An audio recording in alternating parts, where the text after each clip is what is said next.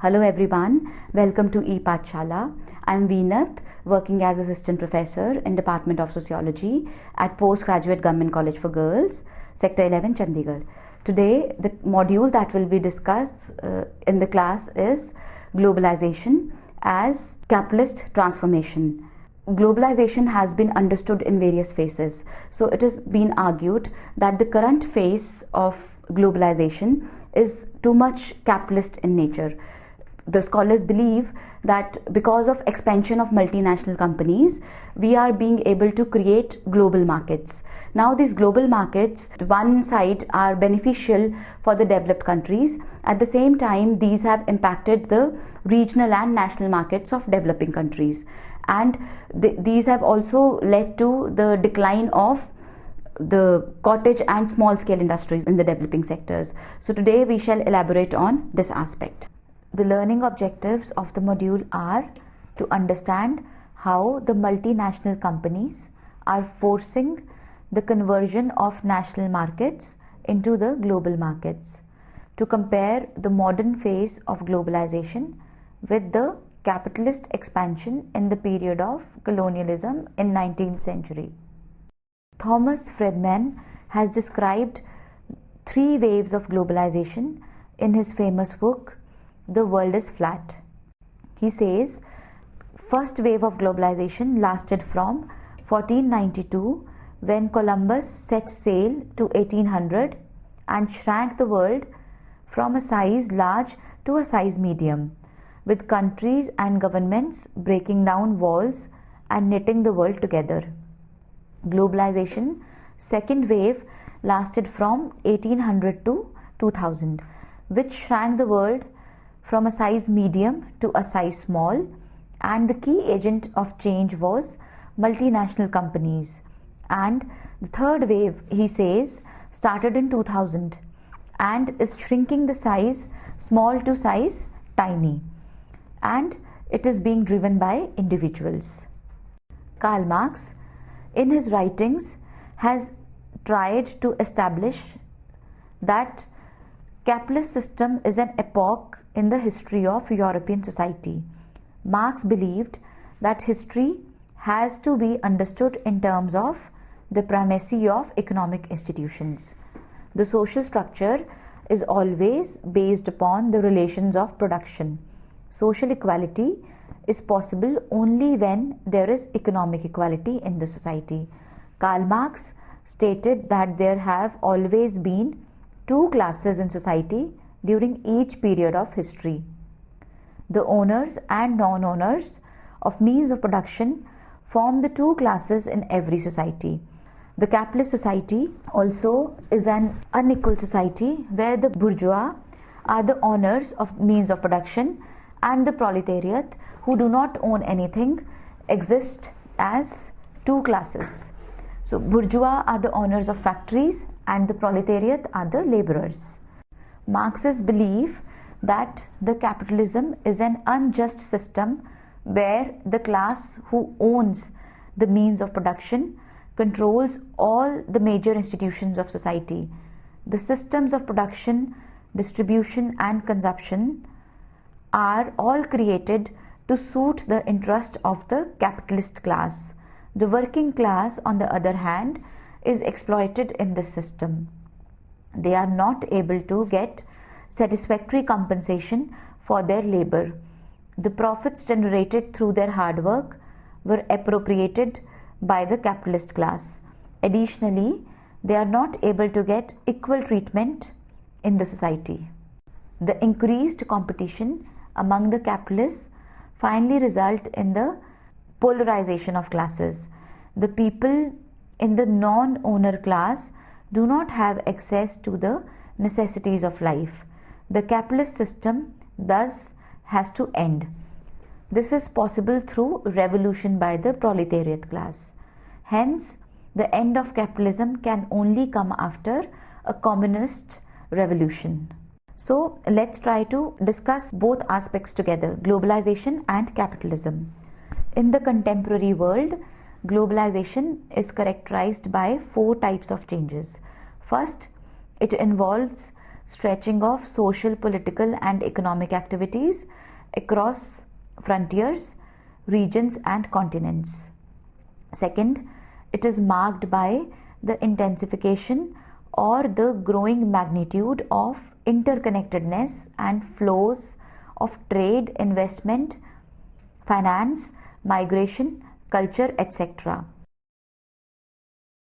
Third, it can be linked to the speeding up of global interactions and processes as the development of worldwide systems of transport and communication increases the velocity of the diffusion of ideas, goods, information, capital, and people. And fourthly, the growing extensivity, intensity, and velocity of global interactions can be associated with their deepening impact, such that the effects of distant events can be highly significant elsewhere, and specific local developments can come to have considerable global consequences.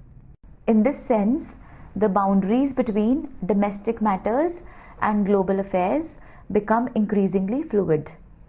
Globalization, in short, can be thought of as the widening, intensifying, speeding up, and growing impact of worldwide interconnectedness. The main reason for expansion of markets perhaps stems from the surplus production by industrialists in several countries of the world, particularly the developed countries. The communists believe that the current wave of globalization is due to the search for markets by several countries of the world. The search started due to overproduction, that is, global overcapacity in a number of economic sectors. Some thinkers declare that world economy is suffering from a glut of manufactured goods. Thus, it appears that global capitalism is in a systematic crisis requiring radical structural reforms. The capitalist economies of the world remained under check from the communist countries. The revolution in the form of Bolshevik revolution and peasant revolution that happened in USSR, China, and some other countries of Eastern Europe. These countries acted as one bloc for several years. However, the other half of the world continued to follow the capitalism model for economy. The world thus continued to remain a bipolar world till 1990s. With the disintegration of USSR, the world was left only with one superpower. It is believed by many that the American liberal values of democracy, individualism, and free markets had triumphed, and that the world will be swiftly moving towards capitalism. In the past few decades, economic issues have become more central to international debates since the formation of World Trade Organization and the General Agreements on Trade and Tariffs and General Agreements on Services. The world economy has witnessed several changes after that.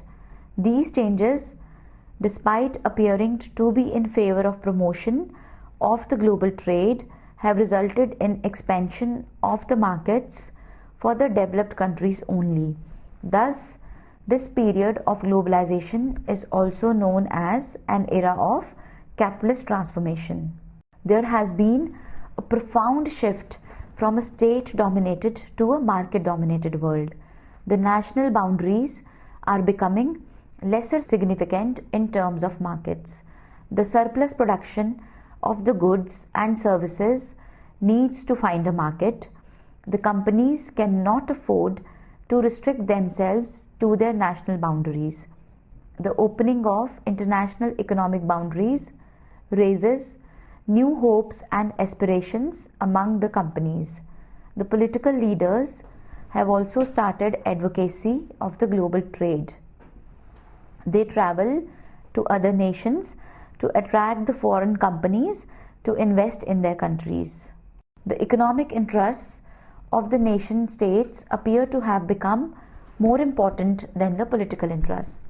Political, economic, and social activities are therefore becoming worldwide in scope, and interactions among states and societies on many fronts have increased. A global capitalist economy is characterized by unrestricted trade, investment flows, and the international activities of multinational firms. Economic globalization has entailed just a few key developments in trade, finance, and foreign direct investment by multinational corporations. The market's increased importance is reflected in increased international flows of goods, capitals, and services. It has been encouraged by declining costs of transportation and communications, the collapse of command type economies, and the increasing influence of a conservative economic ideology based on the policy prescriptions of economics. This resurgence of the market is really a return to the pre-World War I era of expanding globalization of markets, production, and finance.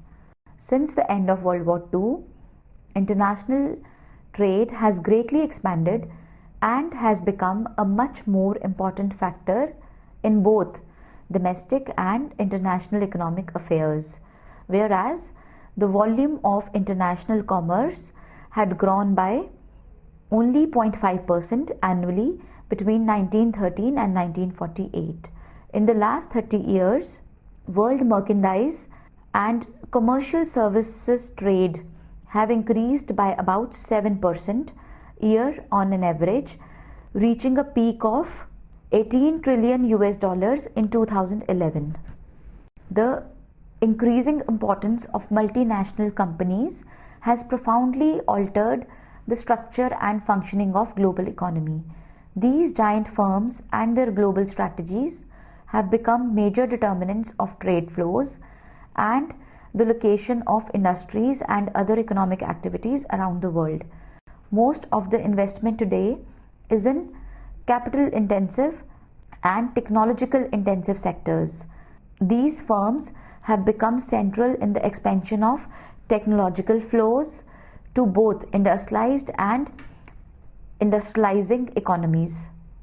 As a consequence, multinational firms have become extremely important in determining the economic, political, and social welfare of many nations. Therefore, much of world's investment capital, technology, and access to global market is controlled by these firms, and such firms have become major players not only in the international economic but in political affairs as well, and this has triggered a backlash in many countries. Another aspect that leads to expansion of capitalism in this era of globalization is foreign direct investment. FDI is an investment made by a company or individual in one country in business interests in another country in the form of either establishing business operations or acquiring business assets in the other country, such as ownership or controlling interest in a foreign company. Globalization has facilitated foreign direct investment into different sectors of economy. The trends, however, show that the FDI does not flow into the infrastructure sector. Most of the FDI is into the consumer sector. The companies are interested in immediate profits and not in the development of the countries of investment. Further, FDI is actually highly concentrated and distributed very unevenly around the globe. Most FDI take place in United States, China, and Western Europe because firms are attracted to large or potentially large markets. FDI in less developed countries, with a few notable exceptions, has been modest. Now we will discuss the critique of this idea. An analysis of globalization re-establishes and reiterates the role that the capitalists, policymakers, and politicians have played in crafting a regime of worldwide exploitation. Marxists and neo-Marxists continue to believe that the current phase of globalization is not normal, laissez-faire state of the world economy. It has been systematically created to suit the interest of the capitalist countries of the world, particularly the USA and other European countries. They believe that the globalization of today suits the few powerful nations and is therefore hegemonic. They point out that most trade takes place among the three advanced industrialized economies, namely the United States, Western Europe, and Japan, plus a few emerging markets in East Asia, Latin America, and elsewhere. Most of the less developed world is excluded except as exporters of food and raw materials. It is estimated, for example, that Africa south of the Sahara accounted for only about 1% of total worldwide trade in the 1990s. Critiques of neocolonialism contend that private foreign business companies continue to exploit the resources of post-colonial people, and that this economic control inherent to neocolonialism is akin to the classical European colonialism practiced from the 16th to 20th centuries. In broader usage, current, especially in Latin America, neocolonialism may simply refer to involvement of powerful countries in the affairs of less powerful countries. In this sense, neocolonialism implies a form of contemporary economic imperialism. The powerful nations behave like colonial powers, and this behavior is equated to colonialism in a post-colonial world. In broader usage, especially in Latin America, neocolonialism may simply refer to involvement of powerful countries in the affairs of less powerful countries.